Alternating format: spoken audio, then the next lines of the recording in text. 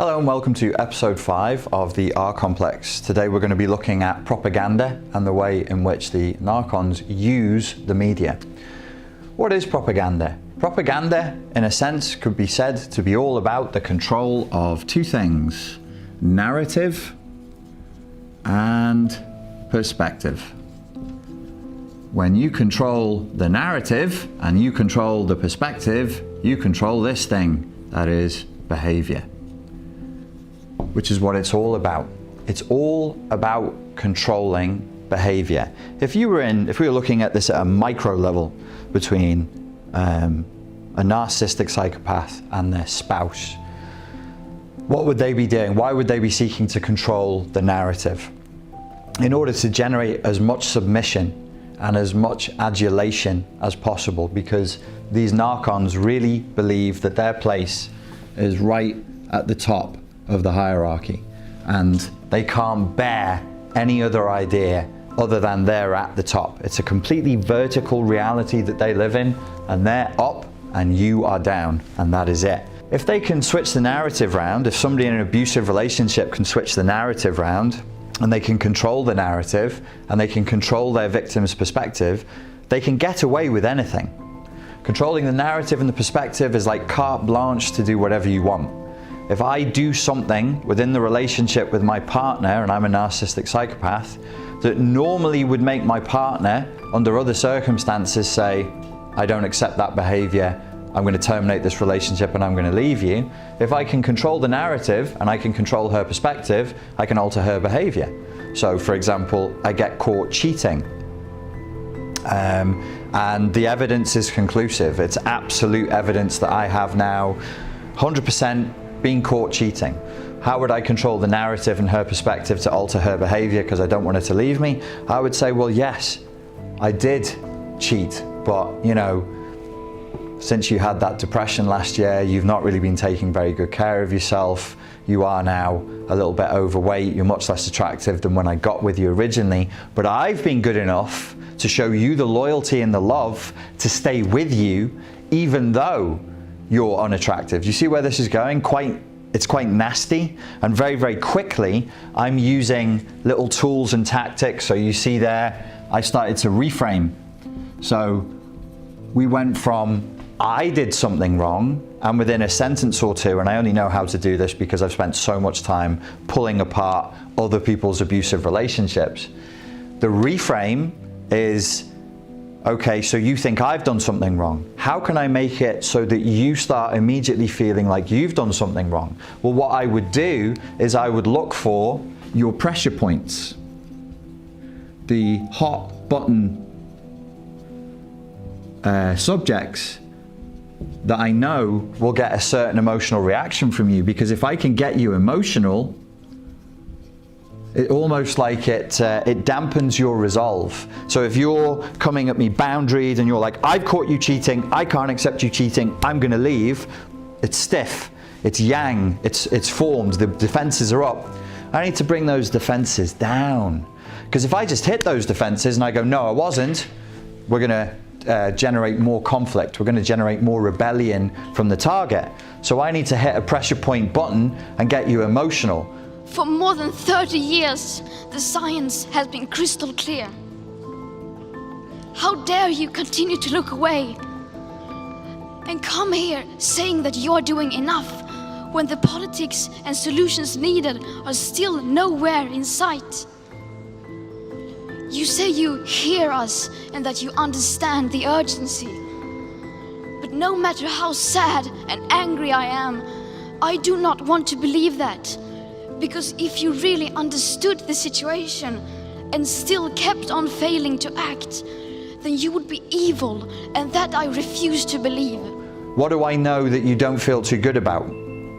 Is it that, everybody's got these things like pressure points, things that they're ashamed of. They're physically not in good shape. They don't see their kids as much as they should. They've got problems at work. They're they're not anything that you feel guilt or shame about.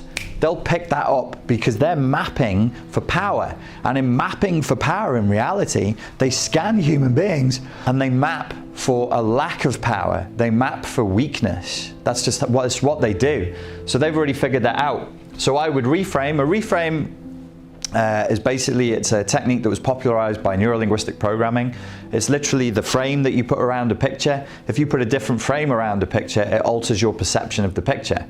So in scenario one, the frame is, I'm the bad guy who went off and has been messing around behind my wife's back. So I need to quickly reframe that as, well, no, actually, I'm the caring, loving, but wounded husband who's tried to make the relationship work, but it's actually you that made me cheat on you, and I ended up having to cheat on you to save the relationship. There you go, that's a nice little reframe. That alters the narrative, that changes the perspective. She then will drop into a different emotional state, and the behavior that she was going to engage in now, she's now not sure whether to engage in it. That's all I need. I don't need to convince her to stay. I don't need to actually convince her to stay. All I need to do is introduce doubt. Because if I can get her into a loop of indecision, I know she'll never break out. And that's not her fault, that's human nature. If I can cause you to feel doubt through pressuring your emotions, you'll go into a spiral of indecision. And 9 times out of 10, or probably statistically more like 999 times out of 1,000, if you're feeling indecisive about something, you probably won't do it because you're hardwired unconsciously to move towards safety. The human brain, the human entity is all about safety. So you'll stay with the known. So that woman at that point in time, she'd be like, I should leave. I should take my stuff. I should take the kids and leave. Or should I stay? The thing that will tip between the two decisions, stay or go, is what is known. Well, I'm known. I'm the known entity. This house is the known entity. This relationship is the known entity. Who knows how you're going to do out there in the world single? So that's what you do at an individual level. That's what you would do at a level where you say it's just one human being to another human being. This happens just as much as women doing it to men, as men to women. There's no sexual boundaries are respected as far as narcissistic and psychopathic personality types are concerned. That's at a micro level. What about at a macro level? Well, you just do the same thing. I'm a government, and there's my people, and I get caught, I don't know, engaging in an illegal war somewhere. I will remind them that history has called us into action, that we love freedom, that we'll be deliberate, patient, and strong in the values that we adhere to. But we can't let the world's worst leaders blackmail, threaten, hold freedom-loving nations hostage with the world's worst weapons. And I'm like, oh, okay, I'm caught out. My accuser is there, whoever the accuser is, however that happens to be. It could be the media, it could be other politicians, and they go, you did the bad thing. So we follow the same line as before. I need to find a reframe quickly. You're a greedy man. As a prime minister, you're a greedy narcissistic psychopath. You did a bad thing that brings our country into disrepute just to put money into your own pockets. Okay, so now, you guys are following this, right? You know what to do. We reframe it. No, I'm a good man, and I did the illegal thing because it was for the good. I knew I'd be caught. I knew I'd be blamed for this. I'm a scapegoat because I'm doing what you all actually wanted me to do. We do know that Saddam Hussein had the intent and the capabilities to cause great harm. We know he was a danger. He was not only a danger to people in the free world, he was a danger to his own people. I mean, he slaughtered thousands of people, he imprisoned people. What we don't know yet is what we thought and what the Iraqi survey group has found. And we want to look at that. But we also want to look at our war against proliferation and weapons of mass destruction kind of in a broader context. So you all wanted me to do that, and then I pick out, I'd cherry pick all the times and the signals where these politicians who are accusing me, or the people who are accusing me, showed any kind of xenophobia, any kind of race. Do you remember what you said about these people and you were pressuring me? It doesn't have to make sense. All it has to do is hit their pressure points, and they'll go, oh, I was a bit racist when I said that. Ooh, oh no, I don't want to be seen as racist. Oh, that's the worst thing in the world, is to be called around. So then they start backing off. I've hit them. Wow, I've got them on the ropes now. Now they're in an indecision cycle that they can't break out of. The behavior they were going to engage in, to impeach me, to fire me, to get rid of me, or to quietly have me assassinated, they now can't commit to, because they're not really sure whether I'm to blame or they're to blame. Did they pressure me to do it? Am I actually manifesting their darkest desires on their behalf to be the scapegoat? And if it's, I just need to figure out what it is that they secretly think. Do they secretly want me to do? To some of them. It doesn't need to be all of them. It just needs to be some of them, some of the time. So I just find something in them that's indecisive some of the time. I've got it. I'm sold. My job is safe. It'll pass. This latest media scandal, it'll pass. Sometimes this works, sometimes it doesn't. When you see people in politics who are caught bang to rights and they get out of it, this is usually how they get out of it. The Bill Clinton thing with Monica Lewinsky, where the question was, did he lie to Congress? And he did. I did not have sexual relations with that woman, Miss Lewinsky. I never told anybody to lie, not a single time. But somehow the people around him managed to spin the narrative and reframe it so that the average American on the street who was interviewed at the time thought that the question was, is it okay for the president to receive a blowjob? That's what they did in the end. So instead of the American public going, well, the guy lied to Congress, he needs to leave, they were going, well, is it okay to get a blowjob? And I remember the interviews. You interview Americans on the street by Fox News, CNN, and they'd be like, well, it is wrong, but you know, it happens, and I think Hillary can forgive him. And my mind was like, what are you talking? That's not the question. All the rest of them in the Senate and in the Congress got their own mistresses, and they just want to pick on one guy because they don't want him in office. He's a Democrat. Leave it alone. Let us sleep. So by reframing the question, you do this cunning bit of redirection, you totally alter the narrative, you alter the conversation. So the question ceased to be, is it okay for a president sworn into office to lie to Congress? That's not their question. Let's talk about genitals, because that's what everybody's so repressed and freaked out about. Is it okay to get a blowjob became the question. I never told anybody to lie, not a single time, never. Totally altered the behavior, and he continued. He was not thrown out, where by law, as far as I understand it, not I'm an expert on American law, I'm pretty sure he should have got kicked out, but he managed to get away with it. So the control of the narrative and the perspective is hugely important. When we go to wars that we're not supposed to go to, look at what they do with reframing. I take the threat very seriously. I take the fact that he develops weapons of mass destruction very seriously.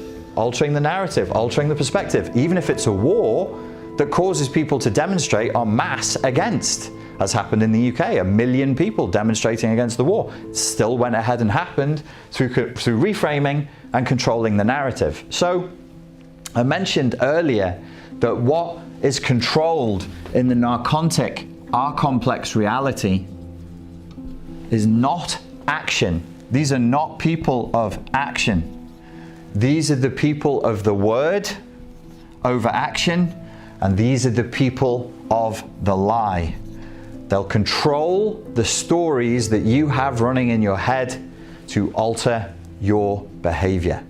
It is of critical importance to the Narchons, to the narcissistic psychopaths who are stuck in the R-complex part of the brain, that they win this fight, this territorial battle for your attention, for your perception. And they know that they're struggling. They know that people are waking up. They know that the grasp that they hold on your attention, on your perspective is slipping, because people are more and more loudly, more and more courageously coming forward stepping out and saying, this is not true, this is false. What we're being told is not the real story. And they're not putting up with it as much. They're not tolerating the lies as much. So what this has led to is a doubling down on the propagandization of people, the marketing to people, the advertising to people through every single pathway they have. I think they're panicking. And I think, as with any military strategy, you would try to do the same thing that's always worked. If you're losing your terrain, you would double down on the efforts, maybe triple down on the efforts, but do the same thing. And then after a certain period of time, you'd have to say, this way of doing things is not working. Let's do something else. So they're doubling down on the old strategies, but they're also altering the strategies as we go along. Where do we see this happening? I have a suspicion that the way the coronavirus pandemic is playing out, if you look at what is in the public domain as far as Event 201, the gaming and simulation of the way the pandemic would play out was mentioned, was talked about, a lot of focus in that was given to how do we control the flow of information and the perception of the disease in the general public? How do we wrest their attention away from alternative news sources, from alternative perspectives on the internet and in the media? One of the first things that happened when the World Health Organization proclaimed the pandemic was YouTube released a message saying, we don't have as many workers looking at the videos, so more videos will now be deleted even if they don't infringe on the rules. So straight away, we're told, you're not going to have as much access to alternative media, you're not going to be able to state your opinion as much as you were before, and everybody's going to have to turn back to government-controlled mainstream media to get the facts. It makes sense to me. It makes sense that they would shut down alternative and independent sources of information if they were losing their grip. It makes sense to me that they would double down on the efforts. They're doing it through music, they're doing it through entertainment, they're doing it through films, they're doing it through magazines, they're doing it through newspapers, but the major terrain that they have to battle for right now is the internet, is social media and the internet. I think it's clear at this point that there is an overarching agenda to drive people away from any alternative voices. Anybody who's not towing the party line, anybody who's daring to introduce truth or science or skepticism to the mainstream narrative will be shut down. And the means of them delivering that questioning of the mainstream narrative will also, of course, have to be shut down as well. It's a game, it's a war. These are strategies. These are standard operational procedures. Your enemy has taken this much terrain using this much weaponry. Okay, how do we take that terrain out? Probably one of the things we should do is we should render their weaponry useless. What we should do is we should start thinning their numbers. We should start switching them off. We should cut their supply chains. It's a war. It's a simple, straightforward battle for human consciousness. And taken from that perspective, everything else makes sense. We know that the news that we're being fed is off the wall. We know that the morality that's implicit behind governmental responses to crises, to wars, shifts depending on the agenda of the day. Sometimes we, as a great nation, are extremely humanitarian, and we're very concerned about the suffering of other people from other parts of the world, and we simply have to do something. And then the next day, when the same scenario plays out again, and a genocide is occurring elsewhere, but it happens to be in a country that's not rich in oil, not rich in mineral reserves, suddenly, oh, it's just the way of the world, they shall have to be left alone, sort it out for themselves. Suddenly we don't care as much. This shifting morality that we see reflected in the mainstream media is very typical. It's textbook for narcissistic psychopathy, because they don't have a morality. They only have the semblance of a morality. They don't have any authentic value system. They just have virtue signaling. They just have status signaling. They just have signaling, because signaling is only about symbology. And symbology, as I showed you, is all about maintaining the master-slave paradigm through the use of signals and symbols. And these signals and symbols all say the same thing. We are in control. We are your masters, and you are the slaves. At this particular point in human history, I think that they're probably feeling very, very nervous about the amount of power that we've been given to explore alternative ways of looking at the world. And so now it's time to push even harder back against us in the other direction. And we're literally looking at a kind of a blacking out, a slow blackout of any information other than the one that they give us. All of their agenda seeps into every single level of media. It will be reflected in music, the music that we can and can't hear. It will be reflected in the lyrics that we can and can't hear, even the frequency of the music we hear, even the beats and the volume of the music we hear. It will all be done to suit a certain agenda. The themes you see in TV shows and the themes you see in films, they're not accidental. Certain scripts get the green light, certain scripts don't. Certain scripts get the green light, they get the money put up for them, and then the studio pulls them, changes the script, and says, oh, we just want to make a few alterations.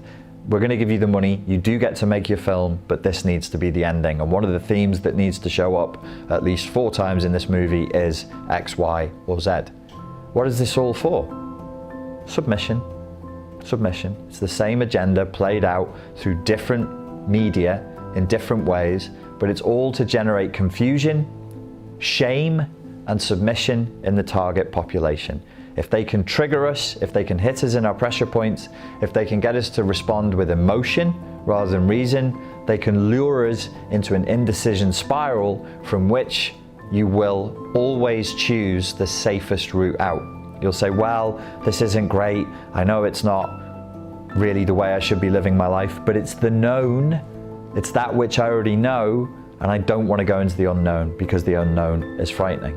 So propaganda, the control of the narrative, is essential to what they want to do, because they have to control your perspective and they have to control our emotional and biological, primal, sexual, protective responses, because that's where we're still weak. We still have evolutionary, animalistic weaknesses left behind in the software and in the hardware, and they're being exploited hard every day. I think when you see Avengers glamorizing war, glamorizing battles, and glamorizing the end of the world, I think that there's a lot of an effort to hyper-normalize for the younger generation the idea of huge cataclysm, huge genocidal disruptions, and to make it seem almost desirable to tear everything down, to start afresh.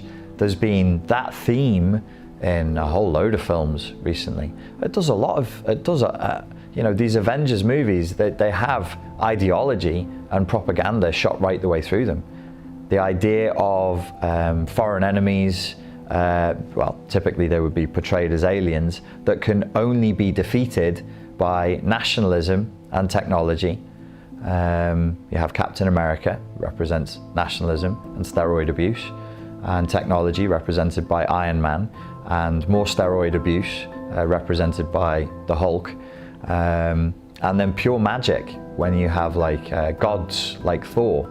And this overwhelming mess in a very loud, very brassy, not very nuanced film is there.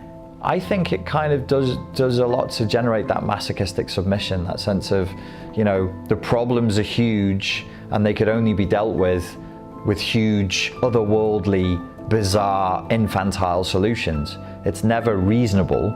It's never quietly thought through with critical thought. It's Hulk smash. It's, you know, people flying through the sky to get it done. It's escapism. The problems that we face are big, and they are cataclysmic, or they could be, and they could and will change the face of reality completely as the threats are in the Avengers films. But the solutions offered are infantile, they're magical, and in certain instances they're within reach, which is bothersome to me. The chemical solution to the problems that we face, say for example with the crisis of masculinity, where men no longer have a place in this society, in this culture, which was a deliberate propaganda psyop to split the nuclear family apart and to drive men from women and women from men. Women have been propagandized for years that men are evil, that all women have been at the mercy of an evil conspiracy at the hands of all men to exploit them for millennia. And so that makes women obviously feel, as it would, resentful and combative, and like now is the time for vengeance. That causes them to abandon men. Men, in their turn, are bewildered and depressed because men need women and women need men. That's nature, that's life, that's masculine polarity and feminine polarity coming together. And so it makes people very, very sad and very, very agitated. This crisis of masculinity has mutated into a desire to be hypermasculine. Men are producing less testosterone now because men are not allowed to be men, because the masculine, anything that is masculine, is shamed and humiliated and rendered completely useless. So men literally aren't producing testosterone as much anymore. What are they doing instead? They're injecting testosterone exogenously so that they can look pretty. And they tell themselves, because they make a leap in logic and they say, now I'm hypermasculine, now I'm an alpha male because I have bulging muscles. And then what they do is they take pictures of themselves and put it on social media. But by making themselves a beautiful object to be gazed upon and lusted over as something to be pursued, they're still reversing the polarity. They're actually acting like women, even though they're muscular and they're injecting testosterone, which brings their testosterone levels up high. They're actually behaving somewhere between androgyny, because they do look androgynous, a lot of these guys now, in the face, and tipping over into femininity, because they want to be seen as beautiful. They are no longer the hunter, they want to be the hunted. They no longer are the person who would do the seducing and the pursuing. They now want to be pursued and seduced.